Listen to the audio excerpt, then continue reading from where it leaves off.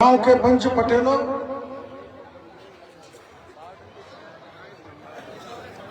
विशिष्ट अतिथिगण, हमारा दीपक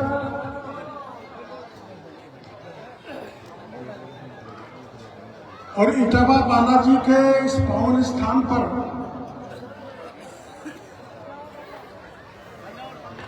कन्हैया दंगल सुनने वाले भक्तगणों, माता और बहनों,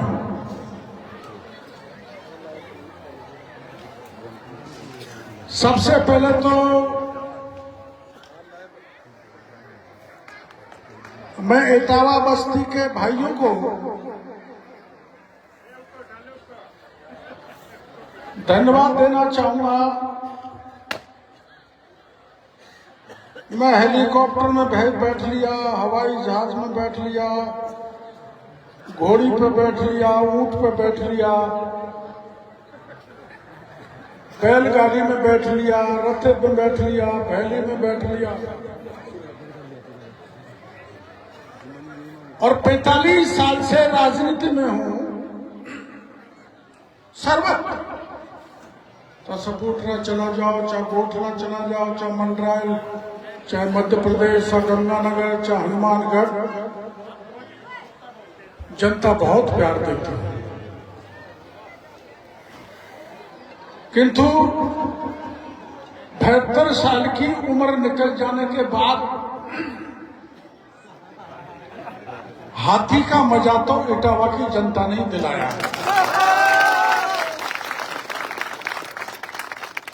मैं सोचता रहता था ये हाथी की सवारी कैसी होती है,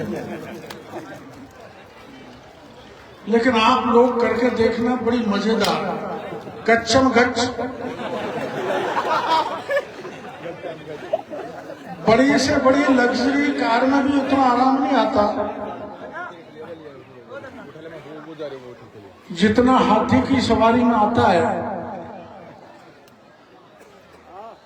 और ये आराम, ये सुख, ये गौरव, आज मेरी माँ जिंदी होती तो कहती, अरे वारे मेरे बेटा, इटावा के बालाजी की कृपा से तूने हाथी की सवारी कर ली। किया कुछ नहीं। ए बेटा थोड़ी देर रुक जाओ, पानी पिलाने वाला बच्चा, थोड़ी देर रुक जाओ बेटा, पानी पिलाने वाले बच्चों थोड़ा। किया कुछ नहीं। नेता तो बहुत कुछ कर देते हैं, करने का मौका है जब बहुत कुछ भी किया।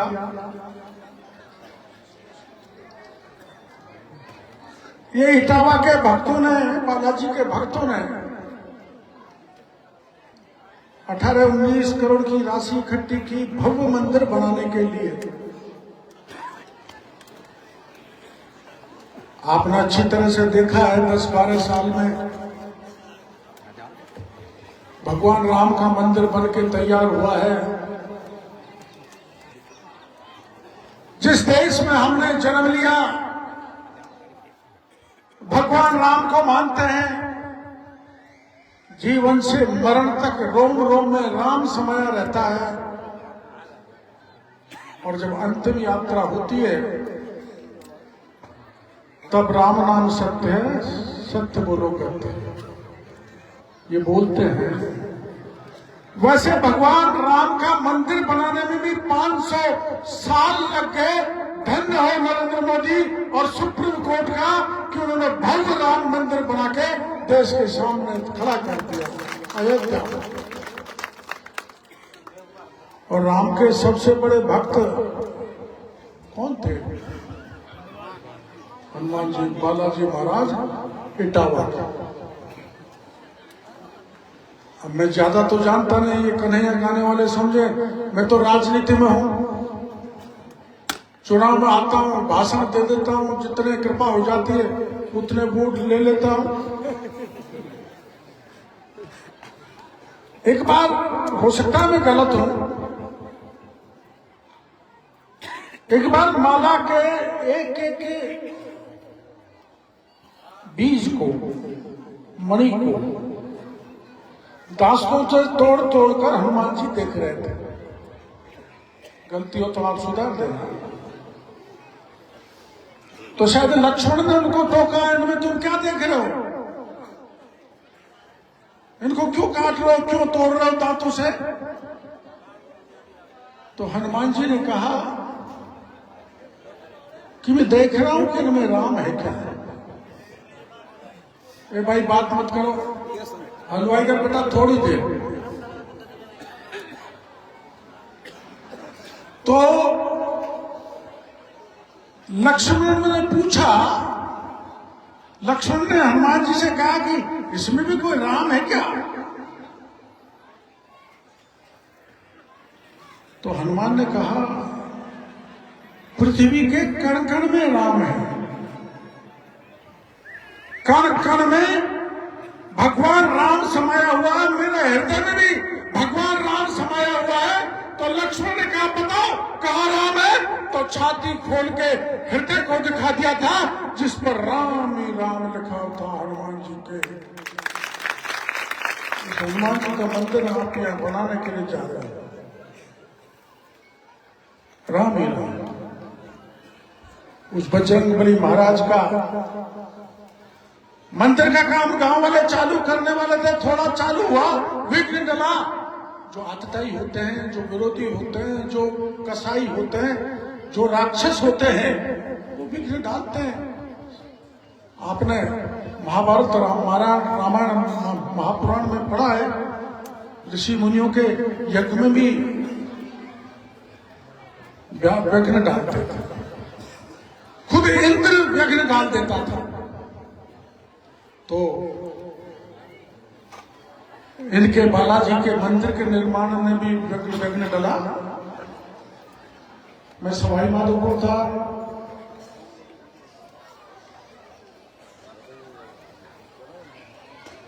गांव के लोग मेरे पास गए कि हमारा मंदिर का काम रुकवा दिया। मैंने कहा किसने रुकवाया, उन्होंने बताया उसने उसने उसने। तो तुम पूरा गांव मंदिर का निर्माण नहीं कर सकते।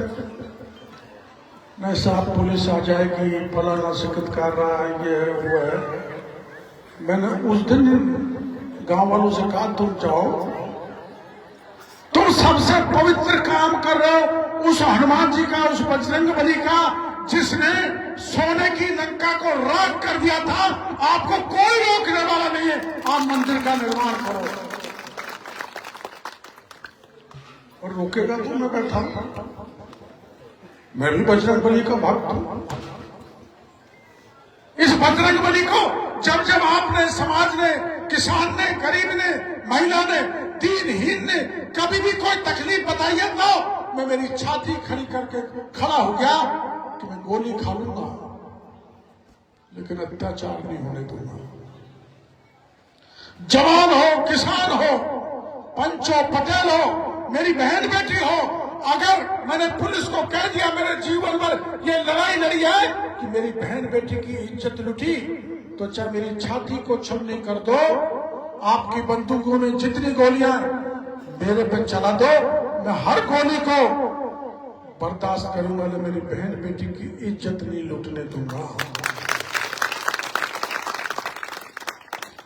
किसानों का एक बार ये सपोर्ट रखा है। मैं जब एमएलए था महुआ से, इनका बांध खुलने वाला था काली से।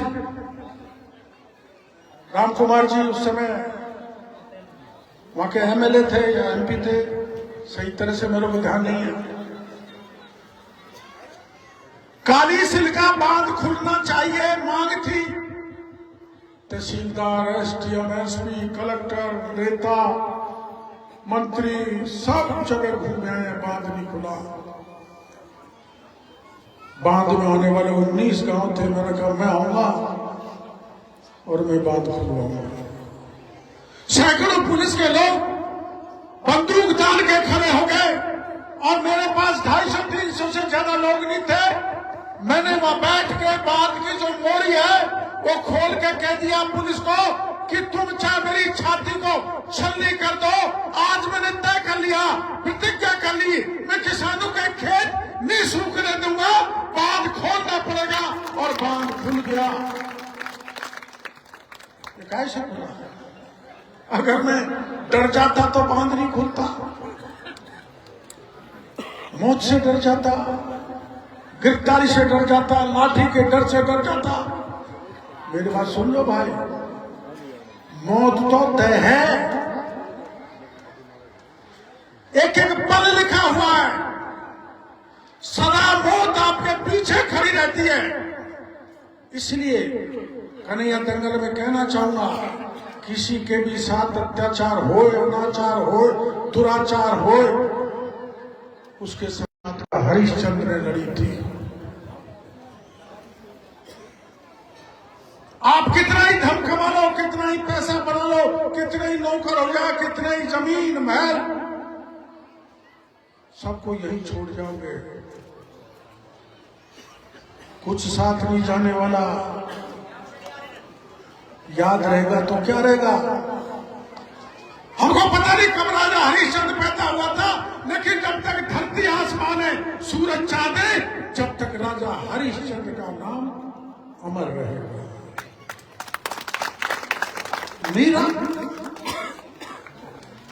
मीरा ने भगवान कृष्ण की भक्ति की थी बहन बेटियों, और जब घर वालों को ये लगा, और वो भगवान की भक्ति में पागल सी हो गई थी, उठते बैठते सोते खाते एक ही नाम, मेरा तो गोपाल दूसरा ना कोई, मेरे तो बंसी वाला कोई दूसरा नहीं। और आप जानते हैं, मीरा से भगवान कृष्ण मिले थे, और जब घर वालों को लगा कि हमको बदनाम कर रही है, और जब हलाहल जहर का प्याला मीरा को पिलाने लगे, तो साक्षात कृष्ण भगवान मीरा के शरीर में प्रवेश कर गए, जहर के प्याले को पी गए और मीरा को बचा लिए। ये होती है भक्ति की शक्ति। भक्ति में बहुत शक्ति है, धर्म में बहुत ताकत है। अभी हमारे कन्हैया गाने वाले भाई आए, रामायण महाभारत पुराण उपनिषद से निकाल के इतना अच्छा गीत अपने बीच में गाते, जो बड़ा सा बड़ा पंडित हमको उसका अर्थ नहीं समझा सकते, जो मेरे भाई गाते, इनको मैं बहुत बहुत धन्यवाद देना चाहता हूं। ये क्रम रुकना नहीं चाहिए। धर्म की जड़ सदा हरी रहती है,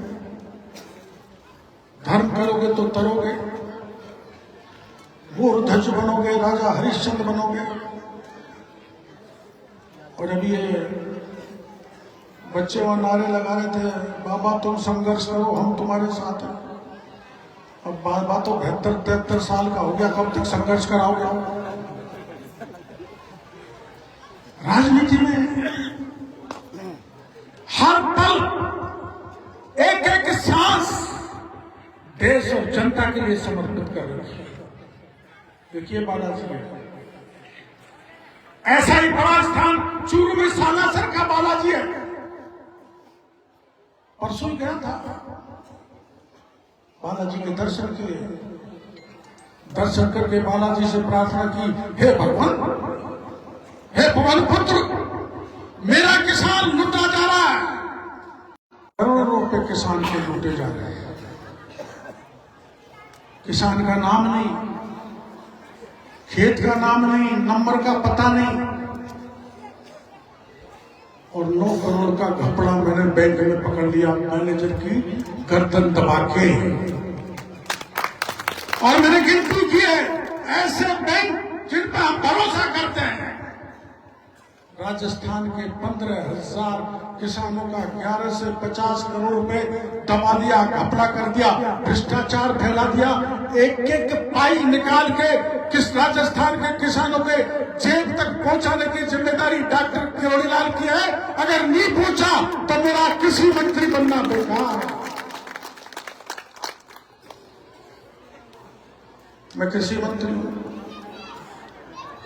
गांव का मंत्री हूं, गांव के दुख दर्द समझता हूं, किसान के दुख दर्द जानता हूं। किसान की बदहाली देख कर मेरे को बड़ा दुख होता, रोना आता। अगर किसान की चिंता कर रहा है तो देश का प्रधानमंत्री नरेंद्र मोदी कर रहा है।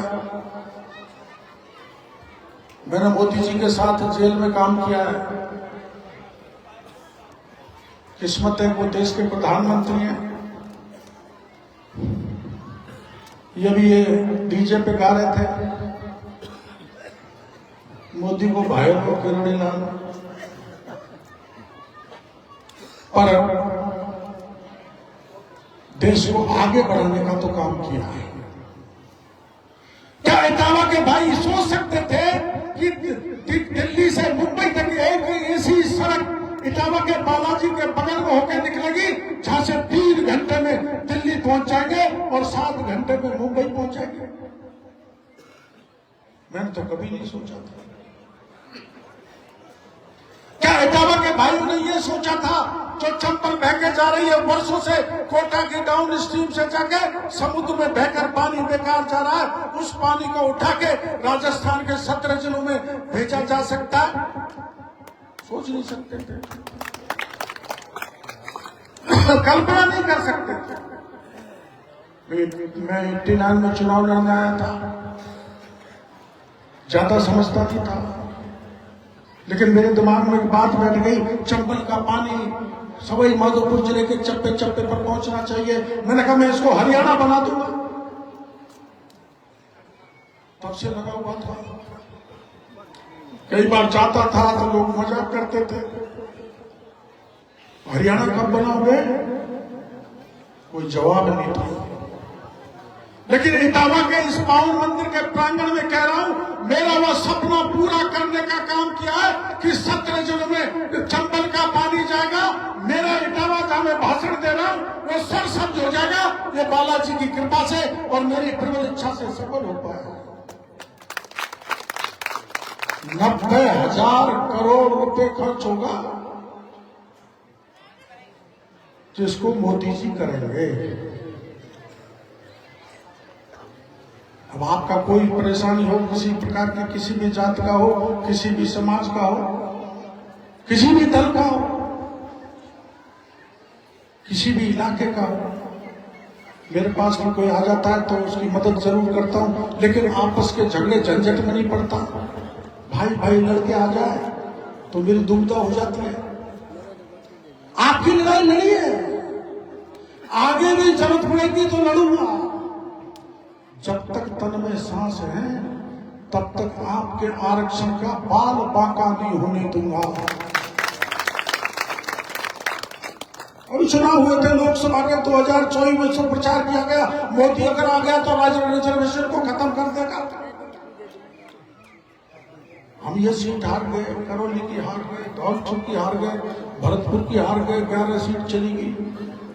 मैंने बहुत समझाया रिजर्वेशन नहीं जाएगा, मैं भरोसा देता हूं। ना ना ना, तेरा कोई भरोसा नहीं। मैं आज आपसे पूछना चाहता हूं, 2005 में जो आंदोलन चालू हुआ था गुर्जर आरक्षण का, उस गुर्जर आरक्षण की चिट्ठी रोकने का काम किसने किया था? आप अपनी छाती पे रख के पूछो।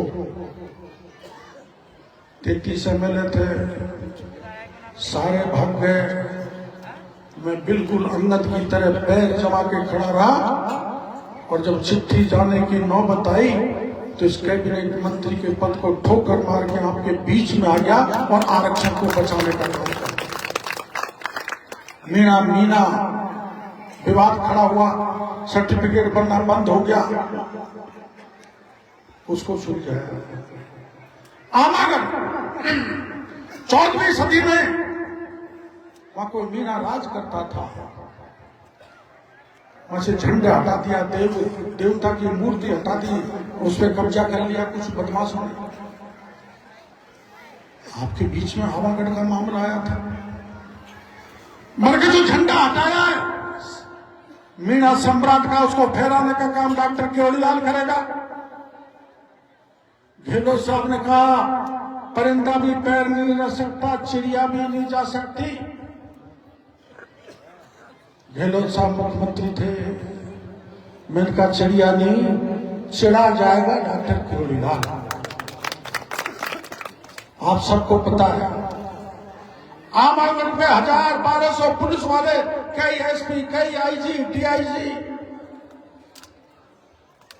अग्नियंत्र, ड्रोन जो आसमान उड़ के देखता है, गोलियां, लाठियां, अश्रु गैस, क्या क्या नहीं था। जैसे तो हिंदुस्तान पाकिस्तान की लड़ाई हो रही है। सब कुछ तैयारी को ठेका बचा के 7.5 किलोमीटर लंबे और ऊंचे पहाड़ को पार करके 3 बजे चले। कांटे भी आए, घोड़ा भी आया, सांप भी आया, बाघ भी आया, लेकिन परवाह नहीं की और आमागढ़ के किले पर झंडा फहराने का काम हमने कर डाला, दिया है आप लोगों को। लेकिन मैं इसे कम मानता हूं, ज्यादा नहीं होता। मैं तो इसे मैत्री सभा में यही कहना चाहता हूं, जब भी आप जनता, समाज किसी प्रकार का आदेश मेरे को दोगे तो मैं आधी रात पर भी समाज की, देश की सेवा खड़ा करने के लिए तैयार बनूंगा। किसी भी प्रकार का धोखा नहीं दे सकता। अब आप सबका कन्हैया सुनने को मन आ रहा, ज्यादा बोलना ठीक नहीं। एक मेरी शिकायत है सबसे, जो मेरे को सार्वजनिक नहीं बोलनी चाहिए, लेकिन बोल रहा हूं। देखो, मैंने नकली खाद पकड़ा, नकली बीज पकड़ा, नकली दवा पकड़ी, दर्जनों लोगों को जेल में डाल दिया, बड़ी बड़ी प्लांट में काले ठोक डाले। अलग बात है, लेकिन समाज में जो गिरावट आ रही है उसको ना मैं रोक पा रहा हूं, आप रोक पा रहे। मेरे पास सुबह से रात तक 8-10 मामले ऐसे आते हैं, लड़की भाग गई साहब, मेरी लड़की को ले गया साहब। और कैसी कैसी घटना है, गांव का बच्चा गांव की बच्ची को लेके भाग रहा। क्या मैं गलत कह रहा हूं? कल मेरे पास फोन आया, एक औरत भाग गई जिसके 2 बच्चे। कितनी शर्म की बात है। पति ने अपनी पत्नी को मार डाला, काट काट के। पत्नी ने पति को टुकड़ा करके नीचे गाड़ दिया। ये जो दुराचरण, नैतिक आचरण गिरता जा रहा है, इसको कौन रोकेगा? अगर इटावा के पंच पटेल जवान साथी ये तय नहीं करेंगे, इतना बड़ा मंदिर तो आप बनाने जा रहे हो, बन जाएगा, लेकिन उसमें दुराचरण हुआ, वहां की बहन बेटी भागी, मंदिर को अपवित्र करने का काम कर। और ताज्जुब की बात यह है, मैं तो जब छोटा था तो मेरे पिताजी के साथ मेरी बहन के ससुराल गया था, तो मिलने में समय ज्यादा लग गया। प्यास लगी तो बगल के गांव से पीने का पानी मंगवाया, बहन बेटी के घर का पानी नहीं पिया। क्या सिद्धांत, क्या नैतिक, क्या संस्कार, क्या हमारी परंपरा रही है जो बुरी तरह से टूट रही है पंचपटेल। इसलिए मैं यही कहना चाहूंगा, इसको सुधारो। और ये जो बैठे हैं समझदार पंच पटेल, दारू पी रहे हैं, ड्रग्स ले रहे हैं, चाहे जिसकी गाड़ी को लेके भाग रहे हैं, चाहे जिसका कत्ल कर रहे हैं, चाहे जिसकी बहन बेटी को ले जा रहे हैं, सरेआम कुकर्म कर रहे हैं, लेकिन आप लोगों ने आंख नीच रखी है। मैं कहना चाहूंगा, जैसे तीसरा नेत्र शंकर खोल देता था तो पुलेकर जाग जाता था। मैं मेरी जनता से कहना चाहता हूं, मेरे समाज के भाइयों से कहना चाहता हूं, इतनी गिरावट आ गई, आपको तीसरी आंख खोलनी पड़ेगी। जब समाज में सुधार होगा तो न सुधार हो भी सकता है। इस बुराई को दूर करने के लिए आपको कमर कसनी चाहिए, जब इस कन्हैया दंगल की सफलता है। मंदिर बनेगा, बहुत भव्य बनेगा, ये मेरे को फील हो रहा है, अनुभव। और ये भी बालाजी घाटा मेहंदीपुर और सालासर के बराबर पूजनीय स्थान हो जाएगा, बहुत बड़ा स्थान बन जाएगा, ऐसा मेरे को स्पष्ट दिख रहा है। इसके लिए सड़क करा दिया 22 करोड़ की, 22 करोड़। अब चौड़ी करना तो गांव वालों के हाथ की बात है, जितना चौड़ा करोगे उतना ही अच्छा रहेगा। थोड़ा त्याग तो गांव वालों को भी करना पड़ेगा। क्यावड़ तक जाएगी, दोनों तरफ से रास्ते खुल जाएंगे, यानी चौथ बरवाड़ा की रोड से भी, क्यावड़ से भी, सवाई माधोपुर से भी चारों तरफ से रास्ते खुलेंगे। और जरूरत पड़ेगी तो और कराएंगे। इन्होंने कहा कि हमारे गांव को पंचायत मुख्यालय बना, तो मैंने मेरा इलाका नहीं है, दूसरे की हाँ कैसे करूं? लेकिन ले मैंने इटावा बालाजी महाराज का नाम और हाँ कर ली।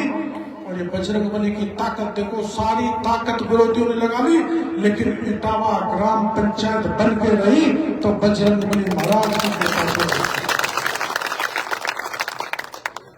बड़ा सिद्ध स्थान है प्यारे भाइयों, यह आपका सौभाग्य कि गांव में ऐसे बालाजी है। इसको आप बड़ी श्रद्धा के साथ पूछते हो। मैं भी कई बार आ गया, मैं भी अब की बार आया था जब संकट में फंस गया था। मैं तो फंसता ही रहता हूं संकट में, मैं तो किस्मत में ये लिखा है शुरू से, कभी जीतना कभी हारना, पर हारता नहीं हूं, हरा दिया जाता। कैसे? जैसे अभिमन्यु चक्रव्यूह में घुस तो गया लेकिन निकलना नहीं सीखा। मैं चक्रव्यूह में घुस तो जाता हूं टिकट लेकर, निकलने की विद्या ये जनता जनार्दन सिखाती है। नहीं तो ऐसे ऐसे षड्यंत्र है कि मैं कभी भी राजनीति में सफल नहीं हो सकता था। राजनीति का मतलब बेईमानी करना जाने वो राजनेता है, पापी मन से बेईमान, वो मैंने। तो यहां पर आया था, मेरे को टिकट मिल गया। लोगों को लगा तो मुख्यमंत्री बनेगा, जो मुख्यमंत्री की लाइन में लगे हुए थे कि इसको हराओ, सवाई माधोपुर में निपटा दो। और जय हो रहे गणेश जी महाराज की और बजरंगबली बाबा की सारी ताकत लग जाने के बाद भी तीर की तरह 22,000 वोटों से जीतकर राजस्थान की विधानसभा में पहुंचे। ऐसा ही आशीर्वाद आपका बना रहे, ऐसी कृपा बनी रहे। हाथी पे चढ़ गया तो हाथी पे चढ़ने पे तो कोई संकेत अच्छा ही होता है। आप ज्यादा जानते हो, मैं बोलूंगा भी नहीं, मेरी बात निकल जाती है जो दूर दूर तक जाती है, मैं कुछ नहीं कहता। लेकिन आज जो भी मैं हूं, एमएलए बना, एमपी बना, मंत्री बना, विरोध में रहा, जो भी कुछ रहा, जनता जनार्दन की कृपा से, आपकी कृपा बनी रहनी चाहिए। मैं एमएलए मंत्री बनने का कभी घमंड नहीं पालता, अहंकार नहीं पलता, अहंकार से दूर रहता हूँ। एक कमजोरी जरूर है कि कभी कभी गुस्सा आ जाता है तो डांट देता हूँ, नहीं डांटना चाहता, जहर को पी लो लेकिन पीना नहीं आता। सच्चाई जो होगा उसके मुंह पे कह देता हूं, फटकार भी देता हूं, लेकिन जिसको फटकार लग गई उसका काम जरूर हो गया, ये तय मान के चलो। तो इटावा गांव के भाइयों को बहुत धन्यवाद देना चाहूंगा। आपने मेरे को बुलाया, मेरा सम्मान किया, वो भी हाथी पर बैठा के। एक बार तो मेरे को डर रहा था कि हाथी पागल नहीं हो जाए, मैं तो मिटूंगा, जो मिटूंगा पता नहीं कितनों को मिटा देगा। और जा बालाजी की कृपा हो तो नौक के बराबर, नाखून के बराबर भी नुकसान नहीं हो सकता। इस कार्यक्रम के बहाने जनता जनार्दन के दर्शन हुए, मोटरा बाबा के हम कन्हैया सुन लेंगे और किसी और जो भी जोट आई है उसका सुन लेंगे, सुन के जाएंगे। ऐसा ही मान सम्मान बनाए रखें, ऐसा ही कृपा बनी रहे, ऐसा ही आपका प्यार बना रहे। मेरा प्यार आपके प्रति अटूट है, जीवन भर रहेगा। जब तक तन में प्राण है तब तक मैं आपकी सेवा करता रहूंगा। इन्हीं शब्दों के साथ बहुत बहुत आभार।